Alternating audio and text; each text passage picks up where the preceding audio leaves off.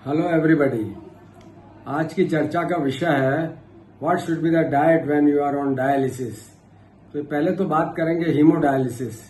तो जो maintenance haemodialysis है, जब आप एंड स्टेज किडनी डिजीज पे पहुंच गए हैं और आपका मेंटेनेंस हीमोडायलिसिस हफ्ते में 2 बार या 3 बार चल रहा है, तो उस स्थिति में आपकी डाइट क्या होनी चाहिए। तो उसमें पहली बात तो यह है कि आपकी जो कैलोरी इंटेक है वो 35 कैलोरी पर किलोग्राम ऑफ बॉडी वेट होनी चाहिए यदि आपका वजन सामान्य है। तो यदि वजन अधिक है तो आपका कैलोरी रेस्ट्रिक्शन की आवश्यकता है। तो प्रोटीन की मात्रा कितनी होनी चाहिए। प्रोटीन आपको डायलिसिस के स्टेज में 1.2 ग्राम पर किलोग्राम बॉडी वेट लेना है, जो कि नॉर्मल तो आप जब डायलिसिस की स्थिति से पहले तो आप 0.8 ग्राम पर किलोग्राम बॉडी वेट ले रहे थे। अब आपको प्रोटीन की मात्रा को बढ़ाना है, क्योंकि डायलिसिस में प्रोटीन लॉस हो जाता है। तो कई बार हमारे पास पेशेंट आते हैं डायलिसिस, जो उनको पहले बोला गया प्री डायलिसिस स्टेज में कि साहब आपको प्रोटीन कम हो रहा है, कम खाना है। उन्होंने दालें बंद कर दी, डायलिसिस चल गया, फिर भी दालें खाए हुए कई साल हो गए, कमजोरी आ रही है। ये स्थिति नहीं आनी चाहिए। आपको दालें वेजिटेरियन दालें, चना, राजमा, ये सब आपको खाना है। और नॉन वेजिटेरियन में आप फिश, एग, चिकन ले सकते हैं। एग येलो भी ले लें, क्योंकि उसमें B12 और विटामिन D होता है। और रेड मीट अवॉइड करें जहां तक हो सके, और प्रोसेस्ड मीट बिल्कुल ना लें। प्रोसेस्ड मीट्स में कैंसर होने की संभावना बहुत ज्यादा होती है। अल्ट्रा प्रोसेस्ड फूड ना लें। अब नमक कम होना चाहिए, सॉल्ट रेस्ट्रिक्शन करना है, क्योंकि जो हीमोडायलिसिस है वो हफ्ते में 2 बार या 3 बार इंटरमिटेंट होता है, जहां आपके 2 किडनी 24 घंटे काम कर रहे होते हैं और आपका डायलिसिस हफ्ते में 2 बार 3 बार 4 घंटे के लिए हो रहा है। तो दोनों में फर्क है। इसलिए ये सब बातें की जा रही हैं। आपको पानी की मात्रा कम लेनी है, ताकि आपका इंटरडायलिटिक वेट ना बढ़े, आप ड्राई वेट को अचीव कर सकें। और अगर आपको सूजन है तो नमक की मात्रा कम होनी चाहिए, पानी की मात्रा कम होनी चाहिए। पानी, क्योंकि आपको यूरिन अधिकतर एंड स्टेज किडनी डिजीज में पेशाब की मात्रा कम हो जाती है, तो आपको वाटर रेस्ट्रिक्शन करना है। तो आपको डॉक्टर बताएंगे कि साहब आपका ड्राई वेट कितना है।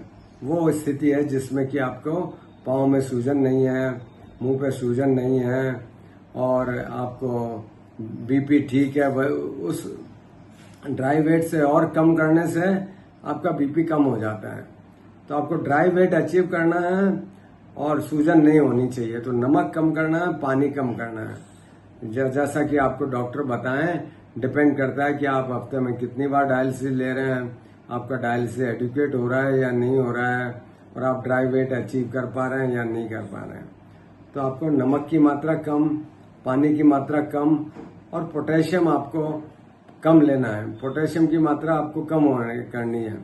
नॉर्मली 3.5 to 5 मिलीक्यूलेंट पर लीटर होता है। तो आप ये देखें कि आपका डायलिसिस से पहले का पोटेशियम कितना है। डायलिसिस के बाद तो कम हो ही जाएगा। तो डायलिसिस के पहले का वजन 4.5 से पोटेशियम कम होना चाहिए। तो इसके लिए क्या करेंगे आपकी, एक तो कोई भी स्पेशल सॉल्ट न लें, लोना सॉल्ट सप्लीमेंट जिनमें कि पोटेशियम की मात्रा अधिक होती है, वो ना लें। फल ना लें, फलों का रस ना लें, जूस कोई ना पिए। डायलिसिस से पहले 1 घंटा 2 घंटा पहले आप 1 या 2 फल, जो भी आपको अच्छा लगे वो खा सकते हैं। तो उससे क्या है कि जब डायलिसिस में पोटेशियम बढ़ेगा, तो डायलिसिस में पोटेशियम की जो डायलाइजेट होता है उसमें 2 मिलीक्यूलेंट पर लीटर होता है। तो वो जो बढ़ा हुआ पोटेशियम है वो डायलिसिस में निकल जाएगा। उसके बाद ना लें, कोई भी फल ना लें, फलों का रस ना लें, जूस ना लें, जब तक कि अगले डायलिसिस ना हो। फिर अगले डायलिसिस से पहले ले लें। तो इस बारे में आप डॉक्टर से चर्चा करें कि आपका पोटेशियम कितना है। और फैट, सैचुरेटेड फैट्स ना लें, घी, तेल, चिकनाई की मात्रा कम करें। आपको फास्फोरस की मात्रा को कम करनी है, क्योंकि किडनी जो है वो किडनी डिजीज में फास्फोरस बढ़ जाता है। तो डेयरी प्रोडक्ट्स और मिल्क डेयरी प्रोडक्ट्स को आपको कम करना है। कोल्ड ड्रिंक ना लें, उसमें फास्फोरस होता है। कैल्शियम, विटामिन D की मात्रा आपको डॉक्टर आपके लेवल के हिसाब से बताएगा। जो कैल्शियम होता है वो फॉस्फेट बाइंडर भी होता है, फॉस्फोरस की मात्रा को कम करता है। तो कैल्शियम और विटामिन डी आप डॉक्टर की सलाह के अनुसार लें। आयरन की बॉडी में ट्रांसमिन सैचुरेशन कितना है, हीमोग्लोबिन कम है तो उसका कारण कहीं आयरन डेफिशिएंसी तो नहीं है, इस बात का ध्यान रखें। और यदि आपको ओरल आयरन से काम चल सकता है, अधिकतर एंड स्टेज किडनी डिजीज में इंट्रावीनस आयरन की जरूरत होती है, तो वो उस बात का ध्यान रखें।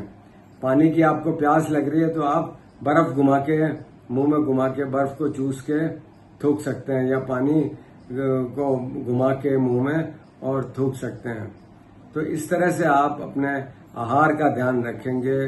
प्रोटीन की मात्रा आपको उपयुक्त होनी चाहिए, नमक कम होना चाहिए, पोटेशियम कम होना चाहिए। अब हम बात करते हैं पेरिटोनियल डायलिसिस का। पेरिटोनियल डायलिसिस एक होम डायलिसिस है जो कि 24 घंटे आपके पेट में 2 लीटर पानी पड़ा रहता है। तो वो मैनुअल CAPD है जो कि 2 लीटर पानी हमेशा पेट में पड़ा रहता है, स्पेशल पानी होता है। तो जो शरीर के दूषित पदार्थ जो ब्लड में है वो इस पानी में आ जाते हैं, इस पानी को निकाल के नया पानी डाल दिया जाता है। या आप ऑटोमेटेड पेरिटोनियल डायलिसिस पे हैं जो कि रात में मशीन से कनेक्ट कर दिया और मशीन ने पानी स्पेशल पानी डाला निकाला और सुबह उठ के आप काम पे चले गए। तो जो पेरिटोनियल डायलिसिस है वो एक प्रोलॉन्ग लंबा डायलिसिस है। तो इसमें आपको पोटेशियम, डायलाइजेट में पोटेशियम नहीं होता, इसलिए आपको फल खाने की छूट होती है। लेकिन ये पेरिटोनियल डायलिसिस में प्रोटीन लॉस अधिक हो जाता है, इसलिए आपको प्रोटीन की मात्रा बढ़ानी है। 1.2 to 1.5 ग्राम पर किलोग्राम बॉडी वेट रखना है। इसलिए आपको दालें, चना, राजमा, सारी फलियां, इन सबको ज्यादा मात्रा में खाना है ताकि आप प्रोटीन की मात्रा को बढ़ाना है। नॉन वेजिटेरियन है तो फिश, चिकन, एग ले सकते हैं।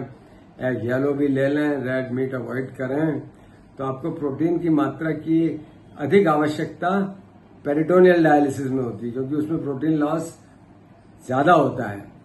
पोटेशियम की आपको फ्रूट के रेस्ट्रिक्शन की अधिक आवश्यकता नहीं होती क्योंकि उसमें डायलाइजेट में पोटेशियम होता नहीं है। इसलिए जो भी आप फल खाते हैं पोटेशियम बढ़ेगा, वो डायलिसिस में निकल जाएगा। तो इस तरह से आप पेरिटोनियल डायलिसिस में ये सब बातें ध्यान रखें। Take care. Thank you.